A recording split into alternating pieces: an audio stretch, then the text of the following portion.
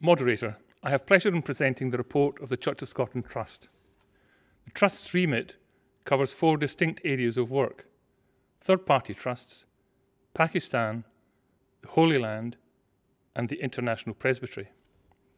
COVID-19 has had some impact on our work, and I will mention that as I address each area of activity briefly in turn. Firstly, third-party trusts.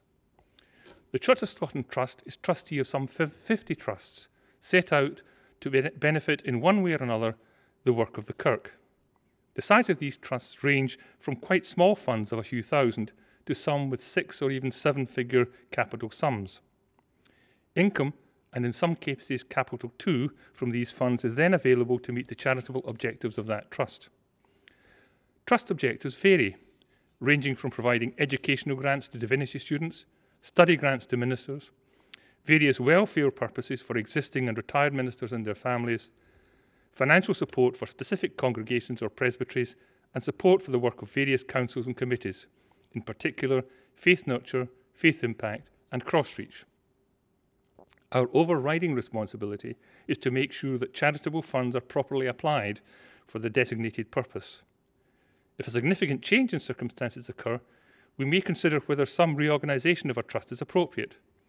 This may be possible with the consent of the Office of the Scottish Charity Regulator. We are responsible for overseeing the investment of fund capital, which is mainly in the Church of Scotland Investors Trust funds, while ensuring that there is also sufficient cash resources available to meet claims or grants made for each trust. This is a very efficient way of managing trust and endowment funds, as very often small trusts are burdened with substantial administration costs.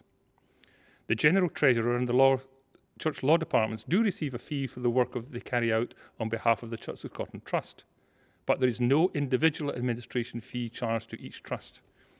It is therefore worth mentioning that for anyone considering creating a legacy to benefit some aspect of the Kirk's work, the Church of Scotland Trust would be a very cost-effective and efficient trustee. The Trust Clerk, Madeline Sproul, would be happy to advise on this. Generally, there is a satisfactory stream of well-qualified applications for funds. In this year of COVID, investment income has been somewhat reduced. And in a few cases, consequently, we've had to trim the scale of awards made. We have to hope that in coming years, both investment income and the amount of awards may be restored to previous levels. I'd now like to deal with Pakistan. Commissioners not be aware of the scale of the Christian community in Pakistan. While Christians represent a very tiny minority of the population, there are between 2 and 3 million Christians in Pakistan. Compare that to Scotland. Church of Scotland interests are located in the Sialkot district, which is in the northeast of the Punjab province. Now, Church of Scotland properties in former colonial lands throughout the world have many years ago been successfully transferred to local national churches. However, Pakistan is a notable exception. In Sialkot, the Church of Scotland Trust continues to have a large property portfolio comprising land, churches, residences and other buildings, but is under an obligation to divest itself of these interests. In terms of a 1958 Act of Parliament, the Trust may transfer the property to an appropriate authority, being a trust or other organisation legally incorporated and properly constituted for holding property on behalf of the Christian faith. Faith Impact Forum and the Trust need to be satisfied as the new entities standing. Failing this, the church interests may be transferred to a government or local authority body. The Pakistan question is both time-consuming and complex. The Trust works closely with Faith Impact in a Pakistani strategy group, ably supported by the Asia Secretary Sandy Snedden and our own clerk Madeline Sproul. We also continue to enjoy the long-time support of our attorney Dr. Peter David, whose knowledge and local contacts in Sialkot have proved invaluable over the years. We have been in negotiation with the Church of Pakistan over many years to establish this trust without much success. Hampering our efforts has been a long series of court cases concerning disputed property title, illegal occupancy, and even the legitimacy of church appointments. Against this background, we have had many false dawns. But in 2019, we were able to agree the creation of a new succession trust, which was signed by local Pakistani nominated trustees and then duly signed by members of the Trust and the then World Mission Council. It was returned to Pakistan for registration with the court, and that is where it remains. So it has not yet been registered. And even when that is accomplished, the next task will be for the succession trustees to formally transfer all properties to the new trust within a maximum period of 10 years. While COVID might have added to these delays, it is not the sole cause, and we remain concerned that the expensive litigation necessary to defend the Church's property portfolio continues to be a drain on the Church of Scotland's scarce financial resources. In past years, we have indicated to the General Assembly that if matters cannot be resolved, then we may have to resort to the less than ideal option of transferring the Church's property assets to the Pakistani government. In recent months, we've again signalled to the Assembly trustees that we might very soon have to actively pursue this course. I should now turn to our work concerning the Holy Land.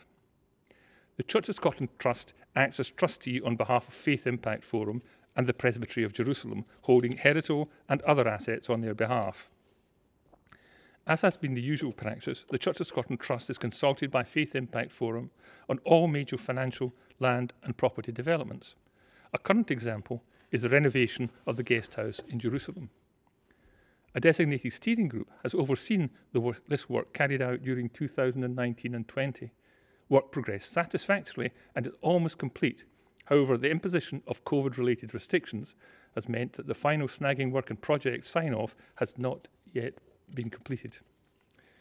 The COVID restrictions in Israel have also had a significant effect on trading results in the hotel at Tiberias and the delayed reopening of the guest house. The financial situation is being managed carefully, and funds are in place to ensure continuity during lockdown, which at the time of writing is now being eased again throughout Israel. Lastly, let me deal with the International Presbytery. Since 2016, the Church of Scotland Trust has a broadly similar role in the International Presbytery to that of the General Trustees within Scotland. The process is now well established, and proposals concerning property matters are being routinely reviewed by the Trust. It must be recognised that there are particular challenges in making this work. Congregations and kirk sessions are typically very small. The area of the presbytery is very large, making communication difficult. And the property portfolio includes some very high-value assets, many in need of costly repairs, with very limited financial resources to deal with it. A number of significant developments and transactions have been reviewed during the year, including the downsizing or replacement of man's properties.